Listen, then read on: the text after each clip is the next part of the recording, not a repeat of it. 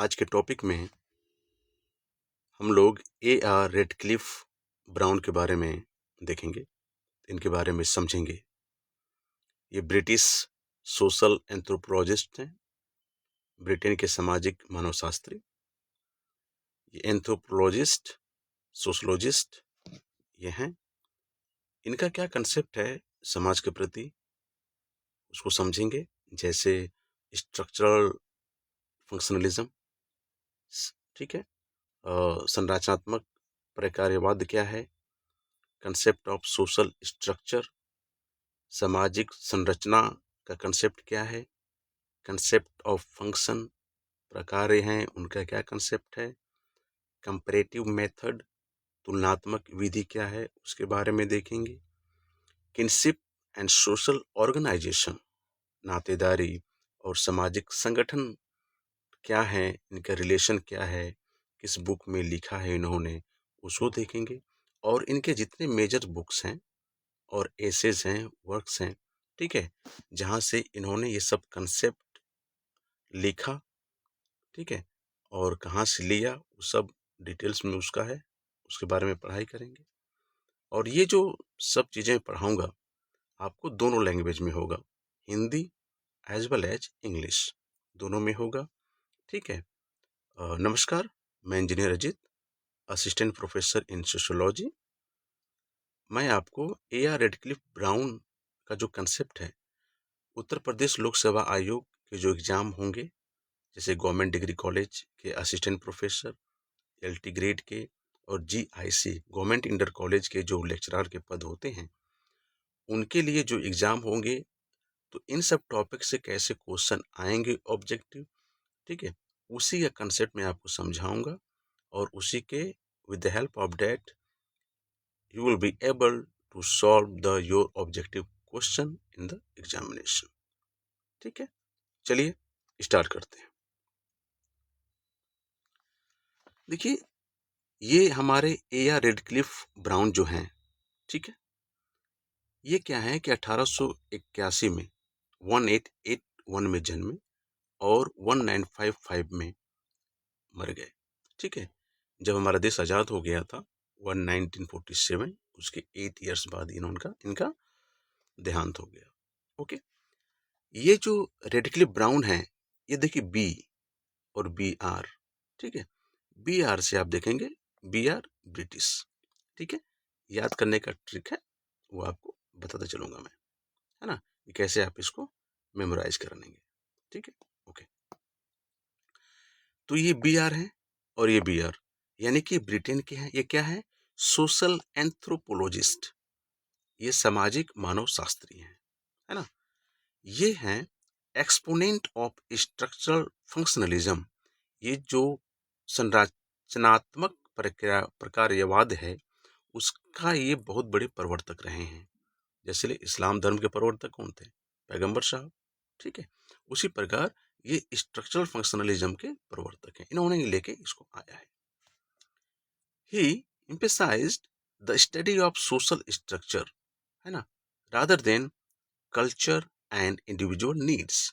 देखिए, इन्होंने क्या किया कि जो सोशल स्ट्रक्चर है ना, उसको इन्होंने स्टडी किया, है ना, उस पर उन्होंने फोकस किया, है ना। और जिस तरह जो मेलिनोस्की, प्रीवियस क्लासेस में मेलिनोस्की के बारे में पढ़ाया हूं मैं, मेलिनोस्की क्या बोलते हैं कि इंडिविजुअल नीड्स पे फोकस करते हैं, बेसिक बायोलॉजिकल नीड्स, यानी कि सोसाइटी जो होती है, सोसाइटी के जो इंस्टीट्यूशन होते हैं, उनका फंक्शन क्या होता है कि जो इंडिविजुअल बेसिक नीड्स हैं उसको पूरा करता है, वो कौन कहते हैं? मेलिनोस्की। लेकिन ये कहते हैं रेडक्लिफ ब्राउन कि नहीं, जो हमारा सोशल स्ट्रक्चर है ना, ठीक है, वो इम्पोर्टेंट है ना, इंडिविजुअल नीड्स नहीं। ओके, ठीक है। उसके बाद देखेंगे, ये हैं, हम क्या करते हैं कि यूज ऑफ कंपैरेटिव मेथड, ये हमारा कंपैरेटिव मेथड का यूज करते हैं। जैसे दो तरह के ट्राइब्स हैं, उन ट्राइब्स को स्टडी करेंगे दोनों को, और दोनों को कंपेयर करके एक यूनिवर्सल जनरल लॉ लेके आते हैं, ठीक है। ऐसा लॉ लेके आते हैं जो हर जगह सही से इम्प्लीमेंट हो, कॉमन हो। जैसे अभी मॉडर्न इंडिया में देखेंगे, लेटेस्ट देखेंगे आप, जैसे मान लीजिए कि आपका कॉन्स्टिट्यूशन ऑफ इंडिया है। वो जो कॉन्स्टिट्यूशन ऑफ इंडिया है उसका क्या है कि जो ड्राफ्टिंग कमेटी के मेंबर्स थे उन्होंने यूएसए का कॉन्स्टिट्यूशन, फ्रांस का कॉन्स्टिट्यूशन, जर्मनी का कॉन्स्टिट्यूशन, ब्रिटेन का कॉन्स्टिट्यूशन, आयरलैंड का कॉन्स्टिट्यूशन, यानी कि बहुत देशों के कॉन्स्टिट्यूशन का उन्होंने अध्ययन किया, कंपेयर किया, जो उसमें बेस्ट लगा, है ना, जो अच्छा लगा, कॉमन लगा, उसको उन्होंने लिया और वो कॉन्स्टिट्यूशन ऑफ इंडिया में इनुमरेट कर दिए, उसको उन्होंने उसमें लिख दिया। तो वो हमारा इंडिया के पर्सपेक्टिव, हमारे इंडिया में यूनिवर्सल लॉ बन गया है वो कॉन्स्टिट्यूशन ऑफ इंडिया। उसी प्रकार with the help of the comparative method. ठीक है, आगे देखेंगे कि ये जो है ये हमारा एंथ्रोपोलॉजिस्ट भी है ना, और ये सोशियोलॉजी और एंथ्रोपोलॉजी को इंटीग्रेट कर रहे हैं। ठीक है, इस सब के बारे में हम डिटेल में पढ़ाई करेंगे। चलिए देखते हैं। सबसे पहले देखेंगे कि हमारा जो ये स्ट्रक्चरल फंक्शनलिज्म है क्या।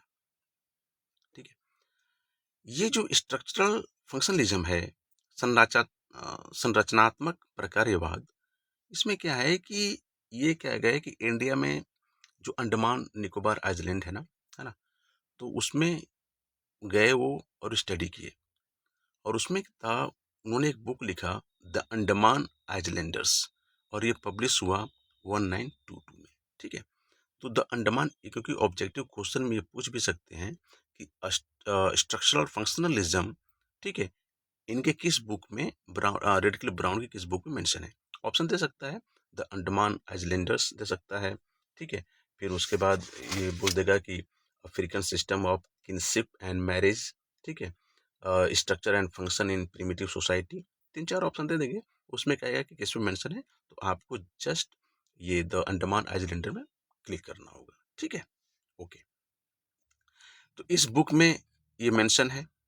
ठीक है, संरचनात्मक प्रकारवाद क्या है। ओके, ये कहते क्या है, ये कहते हैं कि जो सोसाइटी है, समाज जो है, is a structure of social relationship. ठीक है, ये कहते हैं कि जो हमारा समाज है वो एक स्ट्रक्चर है। स्ट्रक्चर किसका? सोशल रिलेशनशिप का। सोशल रिलेशनशिप क्या है? जैसे आप कहीं पे रह रहे हैं, है ना, तो आपके आस पड़ोस में कैसा आपका रिलेशन है, एक दूसरे वहाँ के लोगों का आपस में कैसा रिलेशन है। ठीक है, इकोनॉमिकल भी हो सकता है, सोशल भी हो सकता है, पॉलिटिकल भी हो सकता है, किसी भी तरीके से, गेम को लेके भी हो सकता है, किसी भी तरीके से जो भी रिलेशनशिप है, सभी प्रकार के रिलेशनशिप को हम सोशल रिलेशनशिप में आएंगे। तो वो रिलेशनशिप का स्ट्रक्चर क्या है? वही हमारी सोसाइटी है। ठीक है, जैसे आप कहते हैं कि यार हमारे यहाँ का सोसाइटी अच्छा है, वहाँ का सोसाइटी अच्छा नहीं है। ठीक है, सोसाइटी अच्छा बुरा का मतलब क्या है? मतलब कि स्ट्रक्चर अच्छा बुरा होना। स्ट्रक्चर अच्छा बुरा होना किसका? सोशल रिलेशनशिप का। यानी कि जैसे ही आप सोसाइटी का नाम लेते हैं तो आपके दिमाग में तुरंत ये बात आनी चाहिए कि ये सोशल रिलेशनशिप के बारे में बात हो रही है, मनुष्य का मनुष्य के प्रति क्या संबंध है, इसके बारे में ये बात होती है। ठीक है, ओके, तो अकॉर्डिंग टू हिम, ब्राउन के रेडक्लिफ ब्राउन के अनुसार society is a structure of social relationship, society as an organised system. और ये कहते हैं कि जो हमारी सोसाइटी है ये क्या है? ये हमारा ऑर्गेनाइज सिस्टम है। ठीक है, एक संगठित सिस्टम है। इस संगठित सिस्टम में क्या होता है कि जो ऑर्गेनाइज सिस्टम है ना, जो संगठित सिस्टम है, उसमें क्या होता है कि जो हमारे ईच इंस्टीट्यूशन है, जो भी हमारे इंस्टीट्यूशन है ना, वो एक परफॉर्म करेंगे। ठीक है, वो क्या करेंगे? एक फंक्शन परफॉर्म करेंगे। क्या परफॉर्म करेंगे? फंक्शन। वो फंक्शन क्या करेगा? वो करेगा मेंटेन। क्या मेंटेन करेगा? सोशल ऑर्डर एंड कंटिन्यूटी, निरंतरता जो रहती है समाज में उसको मेंटेन करेगा, और सामाजिक जो व्यवस्था है उसको मेंटेन करता है। ठीक है, तो आप ये समझिए, सामाजिक व्यवस्था और निरंतरता को जो मेंटेन करता है ना, वो एक फंक्शन होगा। तो जो फंक्शन को करता है वो इंस्टीट्यूशन है ना, और वो इंस्टीट्यूशन जिसमें रहता है वो हमारा ऑर्गेनाइज सिस्टम है, और उस ऑर्गेनाइज सिस्टम को ही हम सोसाइटी कहते हैं। समझ में आ गया? ब्राउन ये कहते हैं, जैसे कोई पूछेगा कि सोसाइटी है क्या, तो according to the Brown society क्या है? सोसाइटी एक ऑर्गेनाइज सिस्टम है। इस ऑर्गेनाइज सिस्टम में क्या होता है कि जो भी हमारे इंस्टीट्यूशन होते हैं, इंस्टीट्यूशन मतलब क्या? फैमिली, रिलीजन, है ना, ये क्या करते हैं कि अपना एक परफॉर्म करते हैं, क्या करते हैं? फंक्शन। अब फैमिली का फंक्शन क्या है? सोशलाइजेशन, है ना, तो ये सोशलाइजेशन, फैमिली सोशलाइजेशन करेगा। रिलीजन हमारा क्या करेगा कि moral value and social control करेगा, वो उसका फंक्शन है, ठीक है, वो क्या करेगा? सोशल ऑर्डर एंड ये। तो इस तरीके से आप इसको समझेंगे, ठीक है। आई होप समझ में आया होगा आपको, ठीक है। इसके बाद देखेंगे हम कंसेप्ट ऑफ सोशल स्ट्रक्चर, है ना, सामाजिक संरचना की अवधारणा क्या है ना। रेडक्लिफ ब्राउन डिफाइन करते हैं उसको कि सोशल जो स्ट्रक्चर है ना, अभी आप देखिए सोशल स्ट्रक्चर क्या है ना, क्या है सोशल स्ट्रक्चर? सोशल स्ट्रक्चर क्या है? एक सोशल रिलेशनशिप है ना, तो उसी को डिफाइन करते हैं कि जो सोशल स्ट्रक्चर है as the network of enduring social relationship, ठीक है, आ गया ना, बिटवीन इंडिविजुअल्स, ठीक है, तो हर एक आदमी से जो सोशल रिलेशनशिप बनता है वही हमारा एक सोशल स्ट्रक्चर आता है, ठीक है। इंडिविजुअल में change but structure remain relatively stable, व्यक्ति बदल सकते हैं लेकिन संरचना बनी रहती है, ठीक है। कंसेप्ट ऑफ सोशल स्ट्रक्चर ये है कि स्ट्रक्चर ये है कि सोशल रिलेशनशिप क्या है इंडिविजुअल के प्रति, ठीक है। इसमें ये कहते हैं कि जो जो स्ट्रक्चर है वो तो हमेशा बना रहेगा, अस्थाई है, लेकिन जो लोग हैं, जो इंडिविजुअल हैं, हो सकता है कि वो चेंज हो जाएं, लेकिन जो हमारा स्ट्रक्चर है, जो हमारा संरचना है, वो हमेशा बनी रहेगी। फॉर एग्जाम्पल के तौर पे आप देखेंगे कि teachers and student change but education system continue. कहने का मतलब ये है कि एक आप पढ़ाई करने का माध्यम लेंगे, तो स्कूल में जाएंगे, आप स्कूल है, तो आप देखेंगे कि teacher after after a time teacher का ट्रांसफर हो जाएगा या टीचर रिटायर हो जाएंगे, तो टीचर दूसरे आ जाएंगे। स्टूडेंट, मान लीजिए कक्षा 5 तक प्राइमरी स्कूल है, तो बच्चे कक्षा 5 के बाद क्लास 6 के दूसरे स्कूल में चले जाएंगे, तो अब फिर दूसरे बच्चे आ जाएंगे, यानी कि टीचर भी चेंज होंगे, स्टूडेंट भी चेंज होंगे, लेकिन जो एजुकेशन सिस्टम है, जो बिल्डिंग है, पढ़ाने की जो सिस्टम है, वो चीज़ आपका क्या रहेगा? कंटिन्यू करेगा। इसी को ये बोलते हैं। इसी से आपको समझना होगा कि सोशल स्ट्रक्चर क्या है। तो इस एग्जाम्पल को आप समझ लीजिएगा कि जो teacher and student change but education system continues, तो जब भी रेडक्लिफ ब्राउन का कंसेप्ट आएगा सोशल स्ट्रक्चर के बारे में, तो इसके थ्रू आप समझेंगे, ठीक है। दूसरा एग्जाम्पल, पीएम चेंज। जैसे अभी अभी में क्या है कि हमारे पीएम माननीय नरेंद्र मोदी साहब हैं, वो चेंज हो जाएंगे आने वाले समय में, लेकिन जो आपका इंस्टीट्यूशन ऑफ डेमोक्रेसी है, ठीक है, डेमोक्रेसी का जो इंस्टीट्यूशन होगा, इलेक्शन होगा, ठीक है, सारी पार्टियां इलेक्शन लड़ेंगी, वो आपका चेंज नहीं होगा, वो रिमेन कांस्टेंट रहेगा, ठीक है। तो वो हमारा क्या हो जाएगा? जो रिमेन कांस्टेंट रहेगा वो क्या हो जाएगा? सोशल स्ट्रक्चर, ठीक है, ओके। अब देखिए कंसेप्ट ऑफ फंक्शन के बारे में देखेंगे कि प्रकार की अवधारणा क्या है, फंक्शन है क्या।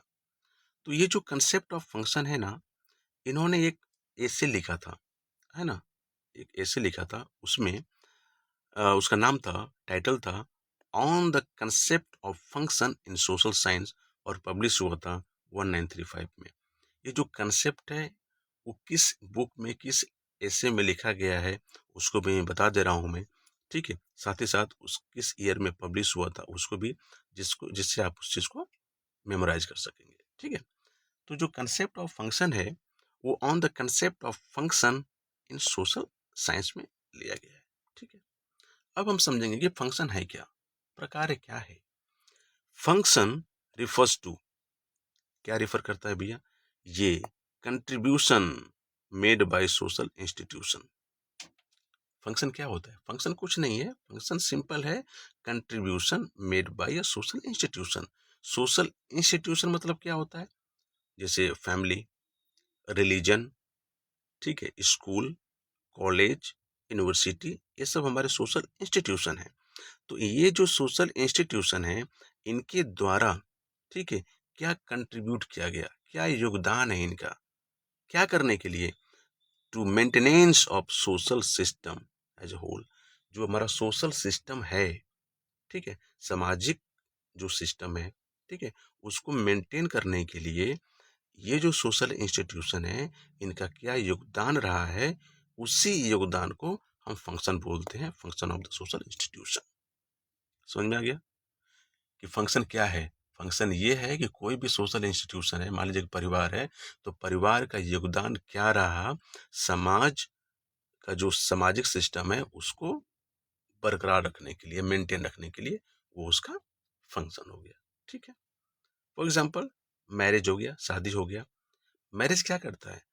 Regulate sexual behaviour and ensure legitimate offspring. ये करता है। जैसे मान लीजिए कि समाज में शादी होती है, तो शादी होती है तो उसका मतलब क्या है? शादी का मतलब ये है कि जो सेक्सुअल बिहेवियर है, जो आपके पार्टनर बनेंगे, सेक्सुअल बिहेवियर उनके साथ आपका रहेगा, और साथ ही साथ जो आपके बच्चे जन्म लेंगे वो लेजिटिमेट हो जाएंगे कि नहीं भाई हमारे ही बेटे हैं। तो उससे क्या होगा कि आप हस्बैंड वाइफ का अच्छा संबंध रहेगा, प्लस जो बच्चे आएंगे उनका अच्छा संबंध रहेगा, और आप अपने बच्चों की परवरिश अच्छे तरीके से कर पाएंगे। ठीक है, तो इससे क्या होता है कि हमारे सोसाइटी मेंटेन रहती है। ओके, नेक्स्ट पॉइंट है, नेक्स्ट कंसेप्ट है इनका, रेडक्लिफ ब्राउन का, कंपैरेटिव मेथड। ये जो हमारा कंपैरेटिव मेथड है, तुलनात्मक पद्धति के बारे में बात करेंगे। ये एक ऐसे लिखते हैं, उसका नाम है a natural science of society, और पब्लिश हुआ था 1948 में। A natural science of society. तो a natural science of society, देखिए इस जब नेचुरल साइंस आएगा ना, इससे आप समझ जाएंगे आप नेचुरल साइंस ऑफ सोसाइटी कैसे। देखिए, इस नेचुरल साइंस ऑफ सोसाइटी में ना, ये क्या करते हैं, ये कहते हैं कि जो एंथ्रोपोलॉजी है, जो मानव शास्त्र है ना, उसको, मानव शास्त्र को समाज का प्राकृतिक विज्ञान बनाना। ठीक है, ये जो लिखे हैं ऐसे नेचुरल साइंस ऑफ सोसाइटी, उसमें ये कहते हैं कि मानव शास्त्र को समाज का प्राकृतिक विज्ञान बनाना है। ठीक है, उसके बाद लिखते हैं, he supported the comparative method to discover, discover करने के लिए क्या डिस्कवर करते हैं, यूनिवर्सल सोशल लॉ, ठीक है, of social science by comparing different societies. Different different जो सोसाइटी हैं उसको कंपेयर करेंगे। कंपेयर करने के बाद जो हमारा सोशल साइंस है, जो सामाजिक विज्ञान है, उसके लिए एक सार्वभौमिक, हमारा एक सामाजिक कानून लेके आएंगे, उसको खोजेंगे। ठीक है, कंपेयर करने के बाद, है ना। और इसके बाद इसमें वो लिखते हैं कि he believed anthropology should be developed as a natural science of sociology, यानी कि मानव शास्त्र को समाज का प्राकृतिक विज्ञान बनाना चाहा। ठीक है, ओके। फॉर एग्जांपल, जैसे कंपैरिजन ऑफ किनशिप सिस्टम जो है in African and Australian tribes to find common pattern. इसके लिए इन्होंने क्या किया कि जो अफ्रीकन ट्राइब है और जो ऑस्ट्रेलियन ट्राइब्स हैं, ठीक है, उनमें इन्होंने ना किनशिप सिस्टम को स्टडी किया, कंपेयर किया, और क्या कॉमन पैटर्न है किनशिप का, उसको उन्होंने समझा, और उसको इन्होंने the natural science of society में मेंशन किया है। ठीक है, ओके। नेक्स्ट है आपका kinship and social organisation. Kinship मतलब नातेदारी, और सोशल ऑर्गेनाइजेशन मतलब सामाजिक संगठन। ये जो किनशिप का कंसेप्ट आया है, वो आया है African system of kinship and marriage 1950। ये हमारा बुक है, किताब है, एक हमारी किताब है जो उन्होंने लिखा है, African system of kinship and marriage 1950 में हमारा ये पब्लिश हुआ। उसमें ये किनशिप की जो कंसेप्ट है नातेदारी का, उसका मेंशन है। किनशिप है क्या? ही कंसिडर्ड, वह मानते हैं कि जो हमारा किनशिप है ना, as the social structure specially in tribal society. ये जो हमारा किनशिप नातेदारी का जो है, ये ऐसा नहीं कि आप डेवलप्ड सोसाइटी में जाके इन्होंने स्टडी किया, नहीं। इन्होंने कहा कि जो ट्राइबल सोसाइटी है उसी में जाके इन्होंने किनशिप की थ्योरी का स्टडी किया और कहते हैं कि जो किनशिप सोशल स्ट्रक्चर है, जैसे अभी हम बात करते हैं सोसाइटी क्या है, सोसाइटी का हमारा स्ट्रक्चर है किसका, सोशल रिलेशनशिप का, सामाजिक संबंध का एक स्ट्रक्चर है। उसी प्रकार जो किनशिप है वो क्या है, वो भी हमारा सामाजिक संरचना है, किसमें, जो ट्राइबल सोसाइटी मिलती है उसमें। ठीक है, और ये जो सामाजिक संरचना है, जो सोशल स्ट्रक्चर है, वो क्या करता है, डिफाइन करता है, क्या डिफाइन करता है, क्या समझाता है कि उनके अधिकार क्या हैं, राइट्स क्या हैं, उनकी ड्यूटीज क्या हैं, कर्तव्य क्या हैं, और उनके सोशल रोल क्या हैं, सामाजिक भूमिका क्या है। तो ये किनशिप रिलेशन समझाता है। ठीक है, ओके। जैसे मान लीजिए कि हस्बैंड वाइफ का आ गया, ठीक है, या अंकल नेफ्यू का आ गया, जैसे फॉर एग्जांपल चाचा भतीजा का रिलेशनशिप इन ट्राइबल सोसाइटी। तो जो चाचा और भतीजा या भतीजी जिनका भी रिलेशनशिप है ट्राइबल सोसाइटी में, ठीक है, वो डिफाइन करता है ऑथोरिटी एंड रिस्पेक्ट। यानी कि अंकल के पास ऑथोरिटी है और नेफ्यू अंकल का रिस्पेक्ट करता है, तो वो चीजें किनशिप रिलेशनशिप में चलेगी। ठीक है, ये चीज यहाँ पर भी है कि चाचा भतीजा में, ठीक है, भतीजे रिस्पेक्ट कर देंगे और ऑथोरिटी है चाचा के पास, जो चाचा बोलेंगे वो भतीजे करेंगे। ठीक है, तो ये किनशिप एंड सोशल ऑर्गेनाइजेशन का कंसेप्ट है। इसके बाद इन्होंने क्या किया कि ये सब इनके सोशोलॉजिकल एंड एंथ्रोपोलॉजिकल थॉट थे।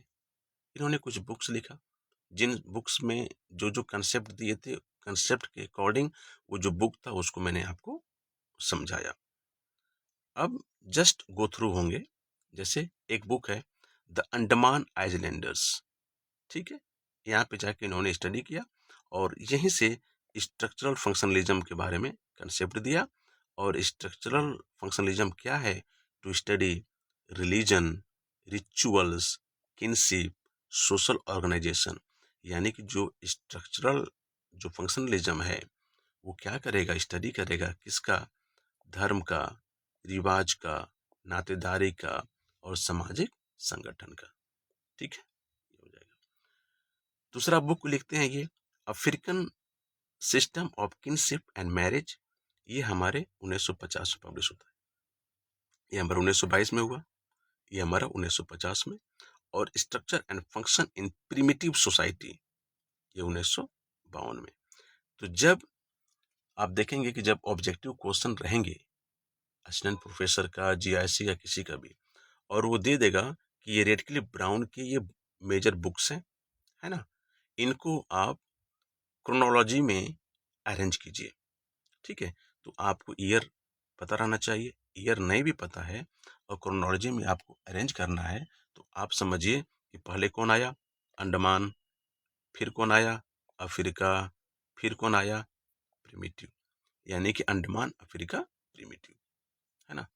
याद करने के लिए मेमोरी बना सकते हैं आप कि पहले इंडिया, अंडमान आएंगे, फिर अफ्रीका आएंगे और फिर प्रिमिटिव आएंगे, प्रिमिटिव। ठीक है, यहाँ से आप इसको निमोनिक बना के आप याद कर लीजिएगा। ठीक है, आगे देखेंगे। इनके एसेज हैं, लेख भी लिखे हैं 1935 में और 1948 में। क्या, on the concept of function in social science, पहले भी देखे हम 1935 में, a natural science of society 1948 में। ठीक है,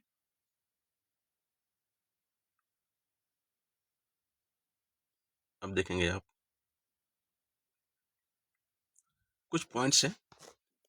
जब आप यूजीसी नेट के क्वेश्चन आप देखेंगे तो आपको ये जो कंसेप्ट था उससे तो कर ले जाएंगे, लेकिन कुछ ऐसे रहते हैं कि उसका कंसेप्ट इनसे थोड़ा सा डिफरेंट रहता है। ठीक है, तो उसको पॉइंट वाइज कर दिया हूँ, आप उसको समझ लीजिए। आपको प्रीवियस क्लास में पढ़ाया मैं कि जो मेलिनोस्की हैं, ठीक है, इसमें देखिए आई आ रहा है, आई है ना, तो ये हमारा आई हो जाएगा, इंडिविजुअल। तो मेलिनोव्स्की बोलते हैं कि जो फंक्शन है, ठीक है, सोसाइटी का, सोशल इंस्टीट्यूशन का जो फंक्शन है, वो सेटिस्फाई करता है इंडिविजुअल बायोलॉजिकल नीड्स। तो जो इंडिविजुअल बायोलॉजिकल नीड्स को पूरा करता है सोसाइटी का इंस्टीट्यूशन, वही फंक्शन है सेटिस्फाई करने का, तो वो इंडिविजुअल किस पे आएगा, मेलिनोव्स्की। वेयर एज, जबकि रेडक्लिफ ब्राउन बोलते हैं कि जो सोशल इंस्टीट्यूशन का फंक्शन है वो सेटिस्फाई करता है क्या, सोशल नीड्स। तो जब सोशल नीड्स के बात में आएंगी तो हमारा रेडक्लिफ ब्राउन हो जाएगा, और जब इंडिविजुअल के सेटिस्फेक्शन की बात आएगी तो हमारा मेलिनोव्स्की आ जाएंगे। ठीक है, Radcliffe Brown introduce the concept of necessary condition of existence. Radcliffe Brown कहते हैं, एक कंसेप्ट लेके आए थे कि नेसेसरी कंडीशन ऑफ एग्जिस्टेंस। कोई भी चीज का अस्तित्व है तो उस अस्तित्व के बने रहने का अनिवार्य कारण क्या है, अनिवार्य कंडीशंस क्या है ना, उसके बारे में हम देखेंगे। तो इसमें जो दिए इंट्रोड्यूस किया concept, the concept of necessary condition of existence, वो एक्सप्लेन करता है। ये जो नेसेसरी कंडीशन ऑफ एग्जिस्टेंस, ये क्या करता है, एक्सप्लेन करता है, समझाता है। क्या समझाता है कि सोशल स्ट्रक्चर यानी सामाजिक संरचना और सोशल इंस्टीट्यूशन यानी कि फैमिली, रिलीजन, इंस्टीट्यूशन में आएंगे।